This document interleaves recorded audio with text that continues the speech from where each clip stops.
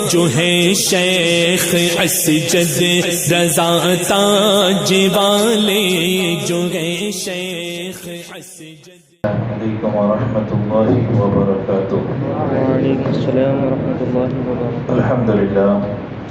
الحمد للہ الذی فضل سیدنا ومولانا محمدا صلی اللہ تعالی علیہ وسلم علی العالمین جميعا وأقامه يوم القيامة للمذنبين المتلوثين الخطائين الهالكين شفيعا، فصلى الله تعالى عليه وسلم وبارك عليه ومن هو محبوب ومرضي لديه صلاة تبقى وتدوم بدوام ملك الحي القيوم، ونشهد أن لا إله إلا الله وحده لا شريك له، ونشهد أن سيدنا مولانا محمد عبده ورسوله بالهدى ودين الحق أرسل، أما بعد فأعوذ بالله من الشيطان الرجيم، بسم الله الرحمن الرحيم، ولا تنكحوا المشركات حتى يؤمنن ولأمة مؤمنة خير من مشركة ولو أعجبتكم ولا تنكحوا المشركين حتى يؤمنوا۔ صدق الله العظيم وبلغنا رسوله النبي الأمين المتين الكريم، ونحن على ذلك لمن الشاہدین والشاکرین والحمد للہ رب العالمین۔ دل کی اتھاہ گہرائیوں سے با آواز بلند ایک مرتبہ درود پاک پڑھ لیں۔ اللہم صلی علی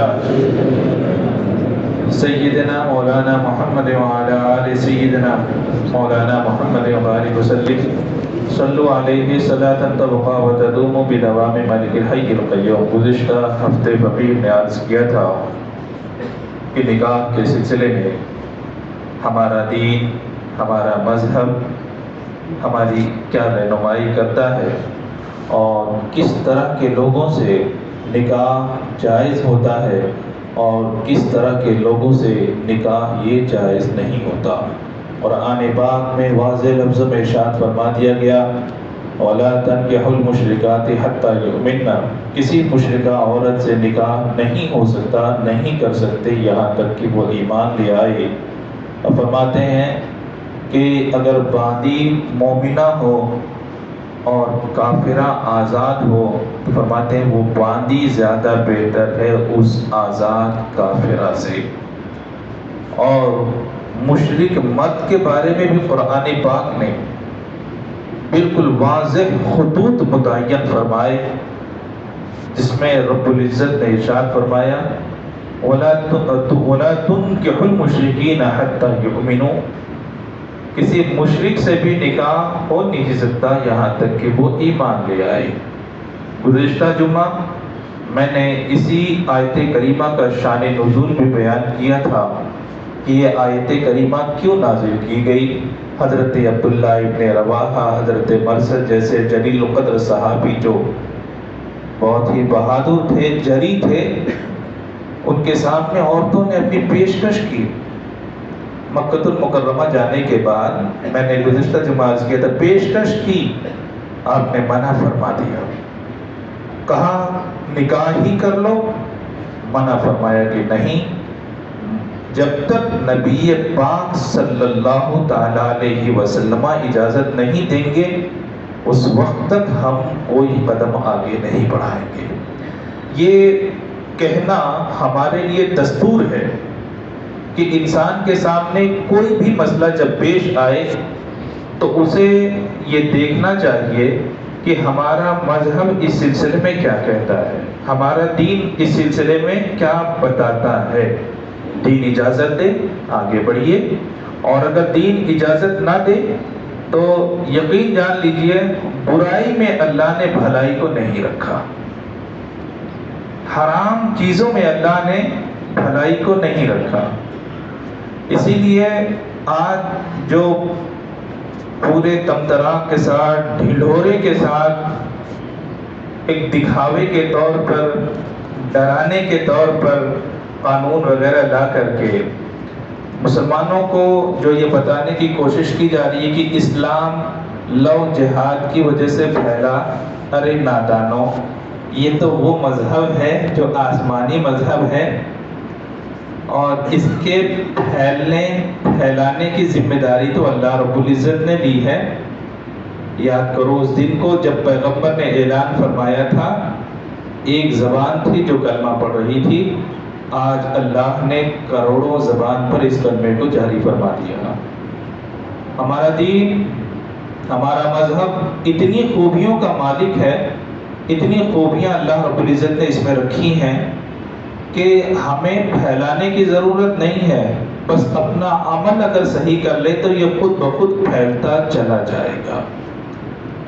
اب اس سلسلے میں آگے کی باتیں میں آپ سے عرض کر دیتا ہوں کہ کسی نہ کافر عورت سے نکاح ہو سکتا ہے، نہ ہی کسی کافر مرد سے نکاح ہو سکتا ہے، نہیں ہو سکتا۔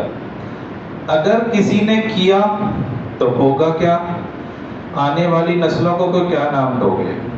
فرماتے ہیں کہ اگر مسلمان ہے تو اس کے ساتھ رہنا بھی جائز، گفتگو کرنا بھی جائز، دیکھنا بھی جائز، نسلیں بھی جائز۔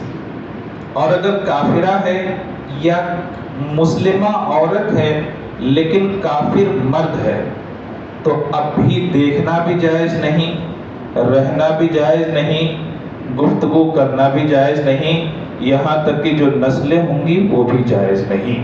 مسلمان اسلام میں نکاح کے صحیح ہونے کے لیے میاں بیوی دونوں کا مسلمان ہونا ضروری ہے۔ اب ہم اپنے معاشرے کے اندر جھانک کر کے دیکھیں، ہم ایسا محسوس کرتے ہیں کہ ہمارے کچھ بچے بھی ایسے ہیں جو غیروں کی طرف چلے جاتے ہیں، اور افسوس کا مقام یہ ہے کہ کچھ بچیاں بھی ایسی ہیں جو عزت کو، خاندان کو اور ان تمام چیزوں کو بالائے طاق رکھتے ہوئے گھر سے قدم اپنی مرضی کے مطابق باہر نکال دیا کرتی ہیں۔ جو پہلے زمانے میں بھی غلط تھا اب بھی غلط ہے اور صبح قیامت تک غلط ہی رہے گا۔ ایک چیز ہمیں ہمیشہ ذہن میں رکھنی چاہیے، جو غلط ہے اسے غلط بولنا سیکھو۔ آج بہت سارے لوگ آزادی کے نام پر گناہوں کے دروازوں کو کھول رہے ہیں کہ اسلام میں یہ آزادی نہیں ہے، اسلام میں آزادی وہ نہیں ہے، اسلام میں الحمدللہ اسلام میں جتنی آزادی ہے کسی مذہب میں اتنی آزادی نہیں ہے۔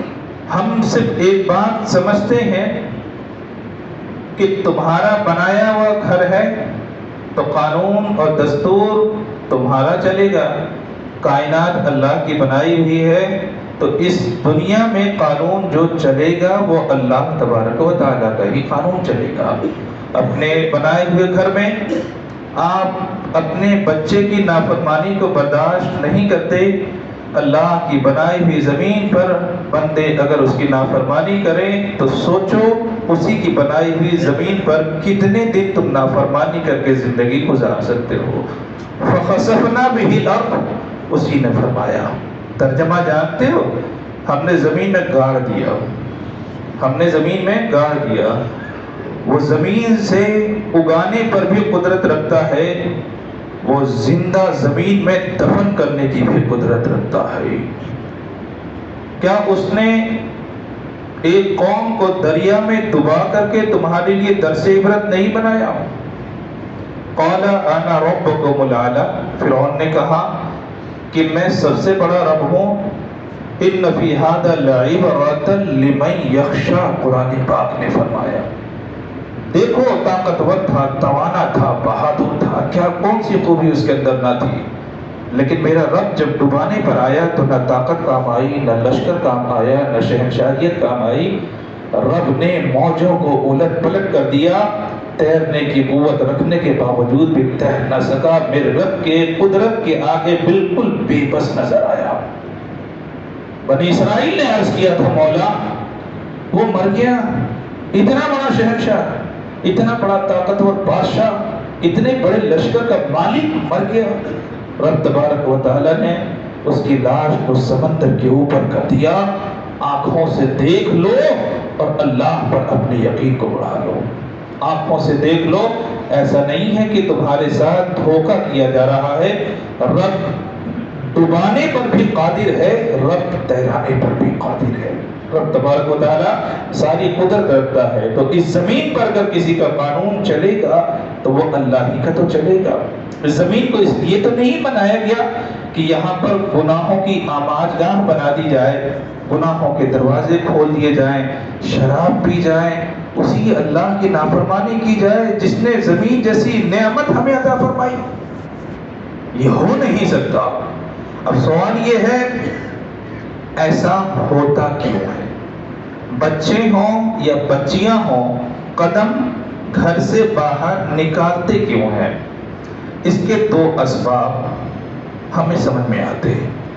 پہلا سبب تربیت اور دوسرا سبب آزادی۔ پہلا سبب کیا ہے؟ تربیت۔ بچوں کو بڑے غور سے ہمیں دیکھنا چاہیے، اپنی نظروں میں رکھنا چاہیے۔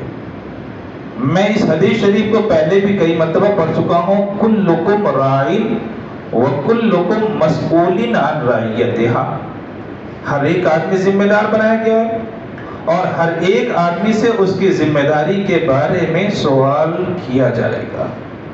ایک بہت بڑے امام ابو حفص گزرے ہیں، ان کی بارگاہ میں ایک آدمی آیا اور اس نے شکایت کی کہ میرے بیٹے نے میرے ساتھ گستاخی کی ہے۔ کہا کیا ہوا؟ کہا میری پیٹھ پر اس نے مارا۔ تو حضرت ابو حفص فرماتے ہیں کہ کیا واقعی اس نے تم کو مارا؟ کہا ہاں اس نے مارا مجھے۔ کہا اچھا بتاؤ تمہارا بچہ کرتا کیا ہے؟ کہا کسان ہے، کھیتوں میں کام کرتا ہے۔ آپ نے فرمایا کیا اس کی تم نے تربیت کی تھی؟ کہا نہیں کی۔ کہا قرآن پاک پڑھنا سکھایا؟ کہا نہیں سکھایا۔ کہا اس کو جیسے پرورش کرنا تھا اسلام جیسے بتاتا ہے کیا اس طور پر تم نے کیا؟ کہا نہیں، اس کا تو وقت ہی نہیں مل پایا۔ تو آپ نے فرمایا تو سنو، آپ نے طنزاً فرمایا، طنز کے طور پر فرمایا، وہ آدمی یعنی تمہارا بیٹا گدھے پر سوار ہوتا ہے، آگے اس کے جانور ہوتے ہیں، پیچھے کتا ہوتا ہے، ہو سکتا ہے اس کی آنکھیں بند ہوں اور اس کے سامنے اس کو ایسا محسوس ہوا ہو کہ کوئی جانور آیا ہو اور جانور سمجھ کر کے تم کو مار دیا۔ جانور سمجھ کے، یہ طنز تھا کہ دیکھو تم نے تو دنیا داری اس کو سکھا دی۔ آج انسان یہی کر رہا ہے نا، تم نے اس کو دنیا داری سکھا دی کہ کیسے کھیتی کی جاتی ہے، کیسے غلہ اگایا جاتا ہے، کیسے جانور کے اوپر سواری کی جاتی ہے، کیسے جانور سے کام لیا جاتا ہے۔ تم اتنی ساری چیزیں سکھا سکتے ہو، دنیا داری اتنی سکھا سکتے ہو، دین داری کیوں نہیں سکھا سکتے؟ دین داری کیوں نہیں سکھا سکتے؟ ایک بچہ جو دنیا داری سمجھنے کی صلاحیت رکھتا ہے وہ دین داری بھی تو سمجھنے کی صلاحیت رکھتا ہے۔ آخر تم نے اس کو دین کیوں نہیں سکھایا؟ دین سکھائے ہوتے کہ باپ جنت کا دروازہ ہے، ماں کے قدموں کے نیچے جنت ہے، اس کو ذرا بتایا ہوتا۔ تم نے کھیتی باڑی کے سارے مسائل اسے سمجھا دیے، دین داری کے سارے مسائل کیوں نہیں سمجھائے؟ تو بات تو ایک لگنے والی ہے کہ جو سکھاؤ گے وہی تو تمہارے سامنے آئے گا۔ دنیا کا اصول ہے زمین میں اگر پھل کے بیج ڈالے جائیں تو درخت جو نکلے گا پھل کا نکلے گا، اور اگر کانٹوں کے بیج ڈالے جائیں تو کانٹا ہی تو نکلے گا۔ تو اس تربیت کا بہت بڑا اثر ہوتا ہے۔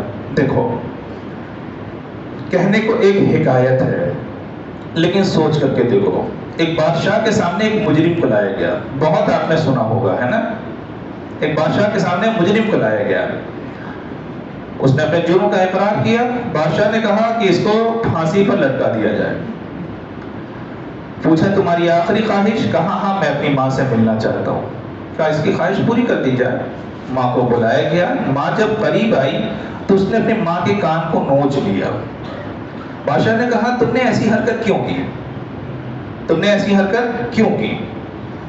اب تو تم مرنے جا رہے ہو، پھر بھی نقصان پہنچا کر کے جا رہے ہو۔ آنکھیں ڈبڈبا گئی، آنسو آ گئے۔ اس نے کہا مجھے پھانسی تک پہنچانے میں اسی عورت کا ہاتھ ہے، اسی عورت کا ہاتھ ہے۔ کہا کیوں؟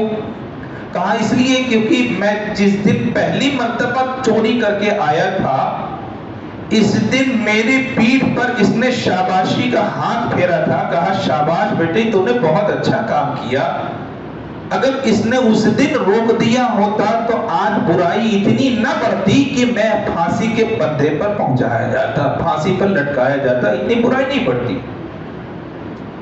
ہمارے بڑے بڑے علماء نے مثال دی ہے کہ آج کے زمانے میں ڈیم ہوتا ہے، اگر تھوڑا سا سوراخ ہو تو اسے بڑی آسانی کے ساتھ بند کیا جا سکتا ہے، لیکن اگر سوراخ بڑا ہو جائے، دیوار ٹوٹ جائے تو اب ہاتھی کو بھی لگا دو تو ہاتھی کو بھی وہ بہا لیا کرتا ہے۔ بات سمجھ میں آئی؟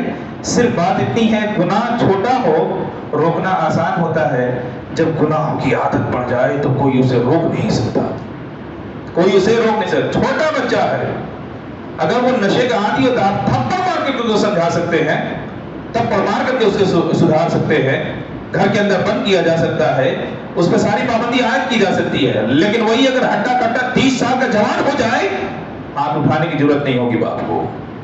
کیوں؟ اب گناہ اتنا بڑا ہو گیا کہ روکنا بہت مشکل ہے، گناہ اتنا بڑا ہو گیا کہ اب روکنا اس کا مشکل ہے۔ تو چیزیں جب چھوٹی چھوٹی رہا کریں، تبھی اگر گناہ کو روک دیا جائے تو ان چیزوں پر قابو حاصل کیا جا سکتا ہے، اور اگر نہ روکا جائے تو پھر ان چیزوں پر قابو نہیں حاصل کیا جائے گا، نہیں حاصل کیا جا سکتا۔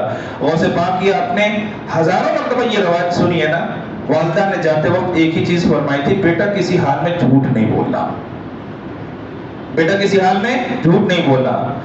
وہی بیٹا تو تھا جس نے اپنے آنکھوں کے سامنے دوسروں کو مرتا ہوا دیکھا، لٹتا ہوا دیکھا، سب کچھ دیکھا، صرف ایک ہی بات تو کہی تھی۔ چور نے آ کے پوچھا تھا تمہارے پاس کچھ ہے؟ ہاں کہاں؟ ہاں 40 دینار ہے۔ کہا کہاں ہے؟ کہا بغل میں سیے ہوئے ہیں۔ اتنی صفائی کے ساتھ وہ سچ کیوں بول رہا تھا؟ وہ سچ نہیں بول رہا تھا، وہ ماں کی تربیت تھی جو اس کو بلوا رہی تھی، ماں کی تربیت تھی جو اسے بلوا رہی تھی۔ تو محترم یہ تربیت بہت اہمیت کی حامل ہے۔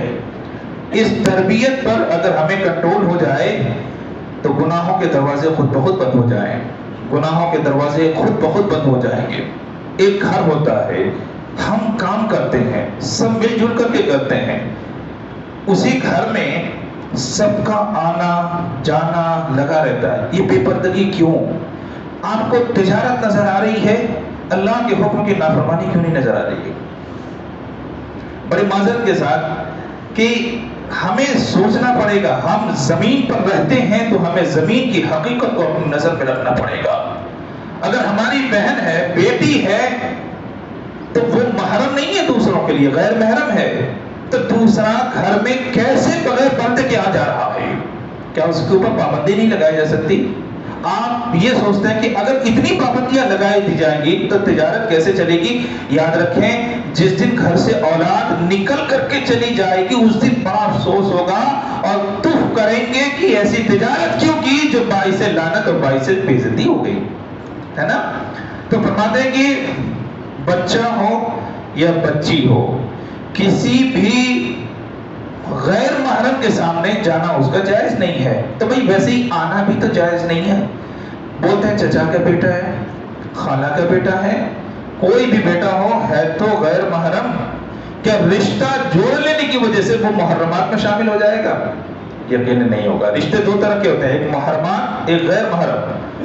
محرمات کے سامنے بیٹی جا سکتی ہے، محرمات کے سامنے بیٹا جا سکتا ہے۔ محرمات جیسے ماں ہے، خالہ ہے، پھوپھو ہے، بہن ہے، بھانجی ہے، بھتیجی ہے، یہ محرمات ہے۔ یہ کیا ہے؟ یہ محرمات میں سے ہے۔ فرماتے ہیں کہ ان کے سامنے جانا یا ان کے اپنے سامنے کر لینے میں شرعی طور پر کوئی قباحت نہیں ہے، ان سے نکاح ہمیشہ کے لیے حرام ہے۔ فرماتے ہیں اور یہ غیر محرم ہے، ان کے علاوہ جو کچھ بھی ہے، آپ کا سگا رشتہ دار ہی کیوں نہ ہو، پھوپھو کا پھوپھو حرام لیکن اس کا بیٹا حرام نہیں ہے، پھوپھو حرام اس کی بیٹی حرام نہیں ہے، چچا حرام ہے لیکن چچا کے بیٹے حرام نہیں ہے، چچا کی بیٹی ہے یہ حرام نہیں ہے۔ تو آخر جب ان لوگوں کا آنا جانا لگا رہے گا تو آپ خود بتائیں کہ ہمارے گھروں میں جن لوگوں کا آنا جانا ہے وہ محرمات میں سے ہیں یا غیر محرمات میں سے ہیں؟ آپ یہ بول سکتے ہیں کہ اتنی پابندیوں میں ہم زندگی کیسے گزاریں گے؟ محترم انہی پابندیوں میں زندگی گزار کر کے دکھاؤ، زندگی تمہیں نعمت نظر آئے گی، زندگی تمہیں نعمت نظر آئے گی۔ اور اگر ان پابندیوں کے ساتھ زندگی نہیں گزاری تو گھر کے حالات ہمیں اچھی طرح سے اندازہ ہے کہ آج نہ بیٹا محفوظ ہے اور نہ ہی بیٹی محفوظ ہے۔ تو تربیت کا یہ ایک اہم مرحلہ ہوتا ہے۔ خاص طور سے ہمارے گھروں میں روم کا انتظام نہیں ہوتا، بہو آتی ہے وہ بھی وہیں پہ کام کر رہی ہے، دیور ہے چھوٹا وہ بھی وہیں پہ کام کر رہا ہے بڑا۔ مجھے ایک بات بتاؤ، کیا دیور سے پردہ نہیں ہے؟ ایک 15 سال کا دیور ہے، کیا اس سے پردہ نہیں ہے؟ کون کہتا ہے کہ اس سے پردہ نہیں ہے؟ نبی پاک صلی اللہ تعالی علیہ وسلم سے پوچھا گیا، اللہ کے پیغمبر آپ شوہر کے بھائی کے بارے میں کیا فرماتے ہیں؟ ارشاد فرمایا الحمو موت، ارشاد فرماتے ہیں وہ تو موت ہے، دیور جو ہے وہ موت ہے۔ موت کیوں فرمایا؟ اس لیے کیونکہ دوسرے باہر کے لوگوں سے پردہ کر لینا، گناہوں سے بچ جانا یہ آسان ہے، گھر کے لوگوں سے بچنا بہت مشکل ہے۔ گھر کے لوگوں سے بچنا بہت مشکل ہوتا ہے، اور دیور وہ ہوتا ہے کہ جس کو آنے جانے سے خود بڑا بھائی بھی نہیں روک پاتا، بڑا بھائی بھی نہیں روک پاتا۔ مسلمانوں آپ یاد رکھ لو، بیوی جب تک بھائی کی بیوی ہے ٹھیک ہے، اس سے نکاح حرام ہے کیونکہ وہ کسی کے نکاح میں ہے، لیکن اگر اس کے نکاح میں نہ ہو، اس کے نکاح میں نہ ہو تو وہ اس دیور کے لیے بھی جائز ہے، وہ اس دیور کے لیے بھی جائز ہے۔ تو دیور جو ہے وہ محرمات میں سے نہیں ہے، غیر محرم ہے، وہ محرمات میں سے نہیں ہے، غیر محرم ہے۔ تو سوال یہ ہے کہ ایک عورت جب ایک آدمی کے نکاح میں ہے تو اس کے سامنے ایسے آدمی کو کیوں لایا جا رہا ہے جو محرمات میں سے نہیں ہے؟ ہم خود گناہوں کا دروازہ کھول کر کے دے رہے ہیں، ہم خود گناہوں کا دروازہ کھول کر کے دے رہے ہیں۔ تجارت کرو، اللہ نے اس میں بڑی برکتیں رکھی ہیں، اللہ تبارک و تعالیٰ نے اس میں بہت برکتیں رکھی ہیں، عزت رکھی ہے اور اس میں وقار رکھا ہے، سب کچھ ہے، لیکن تجارت حکم الہی کے مطابق کرو تب جا کر کے بھائی سے برکت ہے۔ تجارت جو ہے وہ اللہ کے حکم کے مطابق کرو۔ اللہ نے یہ نہیں فرمایا کہ تجارت نہ کرو، لیکن یہ ضرور فرمایا کہ محرمات سے، گناہوں سے بچتے ہوئے تجارت کرو تب جا کر کے برکت ہوگی، تب جا کر کے برکت ہوگی۔ تو ہمیں گھروں کے ماحول کو دیکھنا پڑے گا۔ ہمارے بچے، یہ تو ہمارے گھر کی بات ہوئی، شادی بیاہ میں رسم کے نام پر تم ہی بتاؤ کتنے گناہ ہوتے ہیں، رسم کے نام پر کتنے گناہ ہوتے ہیں۔ جن بچیوں کی شادی نہیں ہوتی ہے، ابھی جس دولہے کی شادی ہونے والی رہتی ہے اس کے سامنے بے پردہ آتی ہے۔ ہم نے دیکھا تو نہیں ہے لیکن سنا ہے کہ مطلب گانے بھی گائے جاتے ہیں، چاہے وہ جیسی بھی نظمیں ہوں، غزلیں ہوں، کیسے بھی اشعار ہوں، وہ بھی پڑھے جاتے ہیں۔ یہ بتاؤ یہ گناہوں کا دروازہ ہے کہ نہیں؟ اب اگر گھر سے بچی نے آگے چل کر کے قدم باہر نکالا تو یہ بتاؤ کیا اس گناہ میں اس کا اپنا صرف قصور ہے یا ہمارا بھی قصور ہے؟ یقیناً ہمارا بھی قصور ہے، اس کے گناہ میں وہ ذمہ دار ہے، اتنا ہی ذمہ دار ہم بھی ہیں۔ اس سے اگر گناہ کا سوال ہوگا تو سوال ہم سے بھی ہوگا کہ تربیت کیسی کی گئی۔ میں نے حضرت ابو حفص کی روایت بیان کی نا، انہوں نے تنزل کہا تھا کہ جب تم کاشتکاری کے اور زراعت کے مسائل سمجھا سکتے ہو تو دین کے مسائل کیوں نہیں سمجھا سکتے ہو؟ ایک بات بتاؤ، آج عام طور پر آدمی بولتا ہے حضرت اس سلسلے میں مجھے معلوم نہیں تھا، یہ مسئلہ مجھے معلوم نہیں تھا۔ تم ایک ایکسیڈنٹ کر کے بولو کہ مجھے معلوم نہیں تھا، دنیا والے مانیں گے؟ کسی کو اپنی گاڑی سے مارو اور پھر پولیس والے کو بولے مجھے معلوم نہیں تھا، کیا مانے گا وہ آپ کی بات؟ سوال یہ کہ آپ دنیا داری میں اتنے ماہر ہو سکتے ہیں، دینداری میں کیوں نہیں ماہر ہوتے ہیں؟ حالانکہ یہی دین تمہاری حفاظت کا ضامن ہے۔ میں کھلے لفظوں میں بول رہا ہوں، جو یہ قانون وغیرہ لا کر کے تمہیں دہشت گردی میں تمہیں پریشان جو کیا جا رہا ہے، تم اپنے دین مذہب پر عمل کرو نا، اس کے دائرے میں جاؤ گے ہی نہیں، پھنسو گے ہی نہیں، یہی دین تمہاری دنیا میں بھی حفاظت کا کارنامہ انجام دے گا اور آخرت میں بھی باعث برکت ہوگا، باعث عزت شرف ہوگا۔ رب العزت جب سوال ہوگا بارگاہ مولا پہ کیسے زندگی گزاری، بندہ عرض کرے گا مولا جیسے تو نے چاہا تھا ویسے ہم زندگی گزار کر کے آئے ہیں۔ وہ تو آخرت کا معاملہ، دنیا کا معاملہ کیا؟ دنیا کا معاملہ یہ ہے کہ یہی دین تمہاری حفاظت کرے گا۔ اب سنو، لڑکے ہوں یا لڑکیاں ہوں، اگر گھر میں ماحول اچھا بناؤ گے تو ظاہر سی بات ہے جو سیکھے گا باہر جا کر کے ویسے ہی تو عمل کرے گا. تو اپنے گھروں کا ماحول ہمیں اچھا بنانا پڑے گا. بعض لوگوں کو اس بات کا عذر ہے کہ گھر چھوٹا ہے, اس میں یہ ساری چیزیں نہیں انجام دی جا سکتی. تو بابا اتنی ہی تجارت کرو جو حلال طریقے پر کر سکتے ہو, جو حلال طریقے پر کر سکتے ہو. تمہاری بہن, تمہاری بیٹیاں, ان کے سامنے اگر دوسرا آئے تو کتنے دنوں تک تم ان کی حفاظت کرو گے؟ کتنے دنوں تک تم ان کی حفاظت کرو گے؟ دیکھو, ایک تو یہ سبب ہے. دوسرا سبب موبائل ہے. موبائل کو اگر ہم برا کہیں, یقیناً آپ بولیں گے کہ یہ تو مولانا لوگوں کی روش ہی ہے کہ بری چیز بولتے ہیں. مجھے ایک بات بتاؤ, موبائل کس کے لیے بنایا گیا تھا؟ موبائل کن چیزوں کے لیے بنایا گیا تھا؟ بس اتنی سی تو بات تھی, ہم آپ کی آواز سنیں, آپ ہماری آواز سنیں, بس اتنی ہی بات تھی. ایک پیغام پہنچانے کا ذریعہ تھا, آلہ تھا. ایک آواز سننے کا ذریعہ تھا, آلہ تھا. مجھے یہ بتاؤ, ایک تو اس کا یہ فنکشن ہے کہ آواز کو پہنچاتا ہے, آواز کو حاصل کرتا ہے, یہ ایک. لیکن اس کے علاوہ کتنی چیزیں اس میں بھر دی گئی؟ اس کے علاوہ اس میں کتنی چیزیں بھر دی گئی؟ آج بخدا ہم نہیں جانتے, ہم 10% بھی نہیں جانتے, اتنے خرافات اس میں بھر دیے گئے ہیں. کیلکولیٹر آپ کو اس میں ہے, چلو یہ اچھی بات ہے. کہہ رہے ہیں کہ اور اس میں اب تو ویڈیو کی بھی وہ بنا ہو گئی, ویڈیو بھی اس سے بنائی جا رہی ہے. آج کل کی حیوانیت میں بتاؤں کیا ہو گیا ہے. پہلے کسی کا ایکسیڈنٹ ہوتا تھا, انسان فوراً اسے اٹھا کر کے ہاسپٹل لے جاتا تھا. ٹانگ ٹوٹ گئی, خون نکل رہا ہے, زخم ہو گیا ہے, لے کر کے فوراً اسے ہاسپٹل پہنچتا تھا. آج انسان ہاسپٹل نہیں پہنچتا, جب کوئی مرتا ہے تو اس کی ویڈیو بناتا ہے کہ یہ دیکھو ایسے ایسے مر رہا ہے. بتاؤ, اس دنیا کی ترقی نے تمہیں انسان بنایا یا حیوان بنایا؟ یہ آپ کی دنیا کی بات بتا رہا ہوں کہ انسان مرتا رہتا ہے. ریلوے ٹریک پر انسان کٹ گیا اور آہو بکا کر رہا ہے, ظالم انسان کھڑا ہو کر کے وہاں پہ ویڈیو بنا رہا ہے. ظالم انسان کھڑا ہو کر کے وہاں پہ ویڈیو بنا رہا ہے. اس بات کی حیا نہیں آئی, شرم نہیں آئی کہ وہ بھی انسان ہے اور کٹنے والا وہ بھی تو مسلمان ہے. پہلے اس کی مدد کرنی چاہیے یا ویڈیو بنانا چاہیے؟ تمہاری دنیا تم کو کہاں لے کر کے جا رہی ہے؟ تمہاری دنیا تمہیں کہاں لے کر کے جا رہی ہے؟ کتنے سارے سافٹ ویئر آ گئے. انسان آج قرآن میں پارے کتنے اسے نہیں یاد ہے, اسے سافٹ ویئر کے بارے میں یاد ہے, گناہوں کے بارے میں یاد ہے. تم اپنے گھر کو کہاں لے کر کے جا رہے ہو؟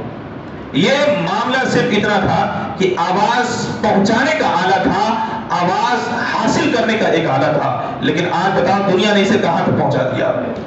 اگر اس میں 12 میگا پکسل کا کیمرہ لگا دیا جائے, 25 میگا پکسل کا کیمرہ لگا دیا جائے, انسان کو فخر کے ساتھ بولتا ہے میرے موبائل میں یہ ہے. ظالم تو نے کبھی نہ سوچا رب تبارک و تعالیٰ نے ہزاروں پکسل کیا کیا تھا فرمائی. کبھی رب کی بارگاہ میں جھک کر کے تم نے سجدہ شکر ادا کیا؟ کبھی بارگاہ مولا میں جھکا؟ رب تبارک و تعالیٰ نے ساری نعمتیں تجھے مفت میں عطا فرما دی, لیکن کبھی رب کی یاد نہ آئی. تو بتانے کا مطلب یہ ہے کہ دنیا کہاں لے جا رہی ہے تمہیں, دنیا تمہیں کہاں لے جا رہی ہے. تو یہ جو چیزیں ہوتی ہیں گھر سے بچوں کا یا بچیوں کا نکل جانا, اس میں 2 سبب سب سے بڑے ہیں. ایک تو تربیت کا, ایک تو تربیت کا, اور دوسرا آزادی کا. تربیت ہمارے گھر کی صحیح ہو تو بچے بچیاں دونوں کنٹرول میں رہیں گے. نہ تمہارا بچہ کسی غیر مسلمہ عورت یا لڑکی کے چکر میں پڑے گا, اور نہ ہی تمہاری بچی کسی غیر مسلم مرد کے پیچھے پڑے گی. نہیں. کیا تو ہمارے معاشرے میں, ہمارے ایک اسلامی ماحول میں کیا بچیوں کی کمی ہے یا بچوں کی کمی ہے؟ کسی کی کمی تو ہے نہیں. بھائی ٹھیک ہے, حکومت بولتی ہے تو حکومت ہی کی زبان میں سن لو. 20 کروڑ کی تعداد میں تو تم بھی ہو. اللہ نے کس چیز کی کمی رکھی ہے؟ اللہ تبارک و تعالیٰ نے کس چیز کی کمی رکھی ہے؟ کیا 20 کروڑ میں تمہیں رشوہ نہیں مل رہا؟ تعجب کی بات ہے. یہاں حال یہ ہے کہ گھر میں بچیاں بیٹھی رہتی ہیں 25 سال 30 سال 35 سال. کیوں رشتہ نہیں ہو رہا؟ کیوں نہیں لوگ آ رہے؟ کیوں جہیز نہیں مل رہا؟ سارے گناہوں کے دروازے ہم نے کھول کر کے رکھے ہیں.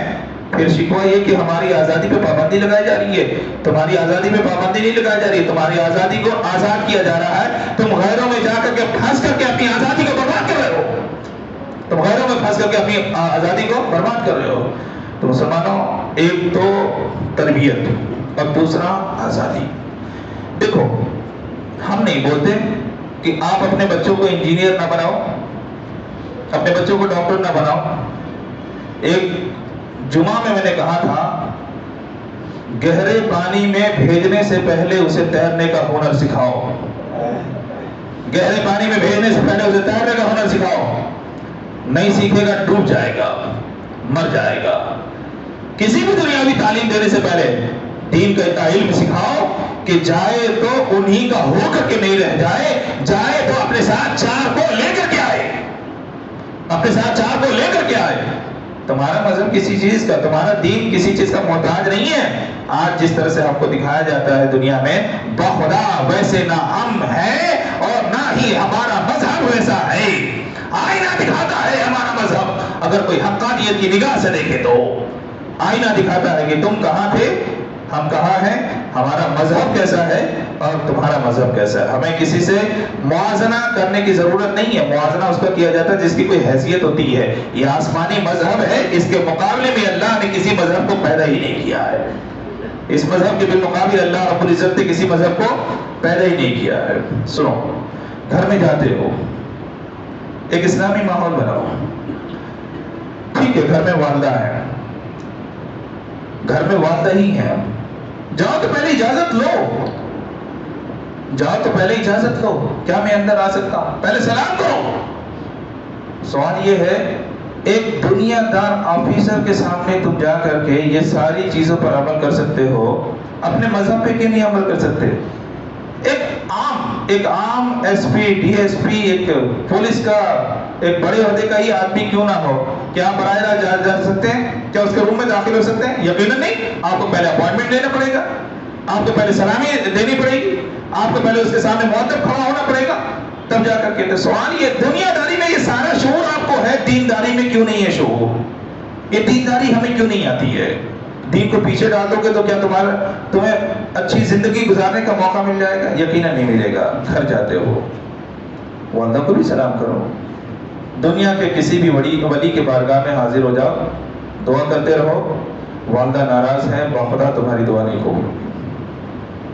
والدین اگر ناراض ہیں, والدین اگر ناراض ہیں, دنیا کے کسی بھی ولی کے دربار میں چلے جاؤ, اپنے وقت کا غوث ہو, کتب ہو, جو بھی ہو, جب تک یہ راضی نہیں اس وقت تک کوئی راضی نہیں. اور جب تک یہ راضی نہ ہوں گے, میں یقین کے ساتھ کہتا ہوں, وہ بزرگان دین بھی دعا نہیں کریں گے. ان بزرگان دین کی بارگاہ کی حاضری بھی لغو ہوگی, بیکار ہوگی.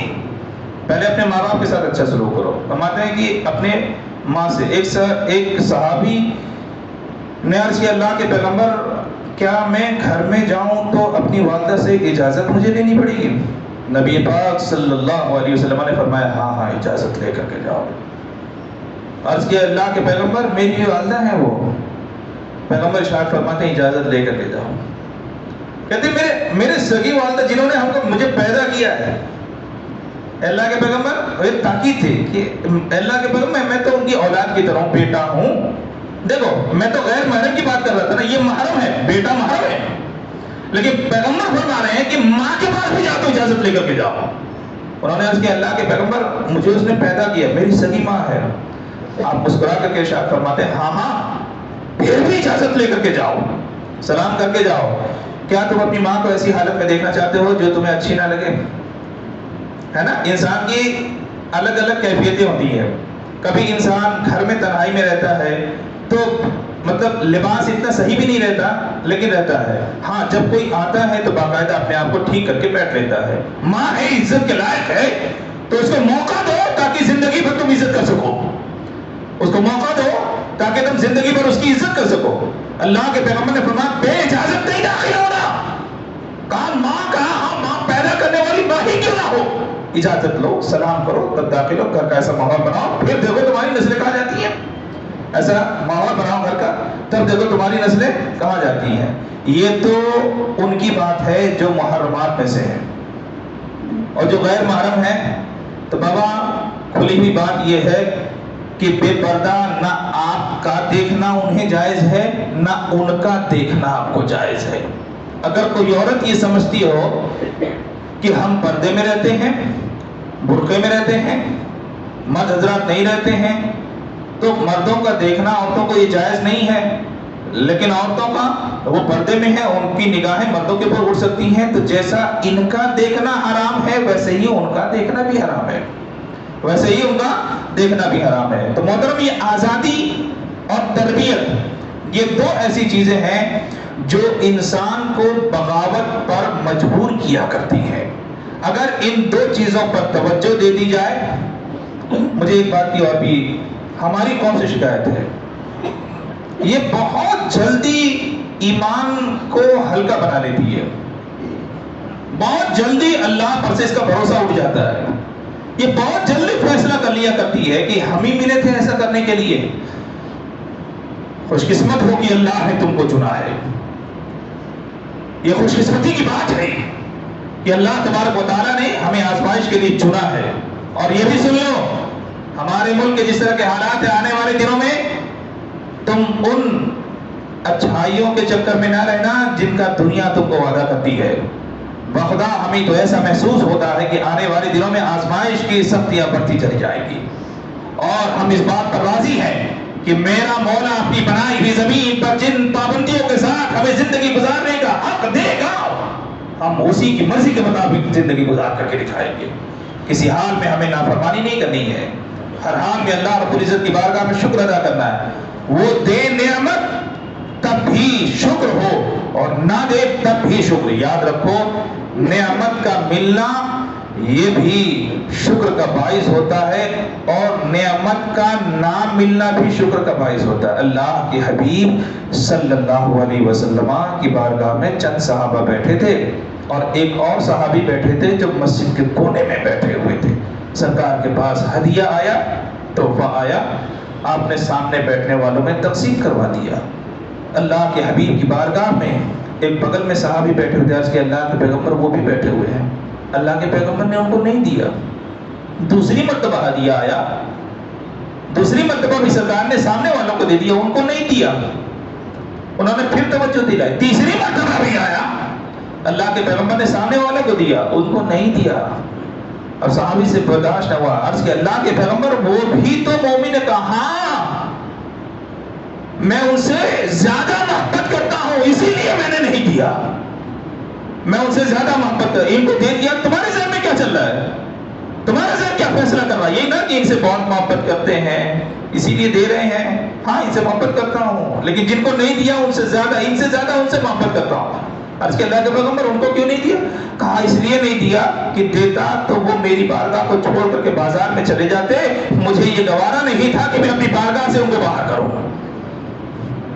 اللہ قرب عطا فرماتا ہے تو اس کے اسباب وہی جانتا ہے، ہمیں اس کے اسباب میں جانے کی ضرورت نہیں ہے، بس ہمیں اس بات پہ یقین ہے ہماری سانسیں چل رہی ہیں تو اللہ ہم سے محبت فرماتا ہے، یہ سب سے بڑی علامت ہے۔ ورنہ سانسیں کیوں عطا فرماتا؟ باپ بیٹے کو اسی وقت دیتا ہے جب تک اس سے راضی رہتا ہے، جب ناراض ہوتا ہے تو گھر سے باہر نکال دیا کرتا ہے۔ رب تبارک و تعالیٰ اپنی نعمتیں اسی کو عطا فرماتا ہے جس سے راضی ہوتا ہے۔ دل کی دھڑکنیں عطا فرمانا یہ اللہ کی بہت بڑی نعمت ہے، اس نے اللہ رب العزت نے اس میں قوت عطا فرمائی۔ اس کا مطلب یہ ہے کہ وہ ہمیں چاہتا ہے، تو تم بھی چاہو اسی کو۔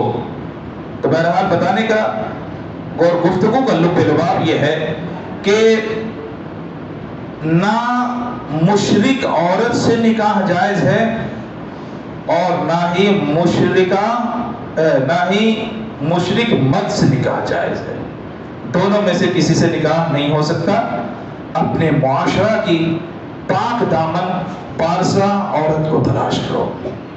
آج ہمارا معاشرہ جو تباہ ہو رہا ہے اس کی ایک وجہ یہ بھی ہے، عورتوں کی زبان بہت چلتی ہے، عورتوں کی زبان بہت چلتی ہے۔ یہ ماں کو سکھا کر کے دینا پڑے گا، یہ ماں کو سکھا کر کے دینا پڑے گا کہ تیرا حقیقی گھر تیرے باپ کا گھر نہیں ہے، تیرے شوہر کا گھر ہے۔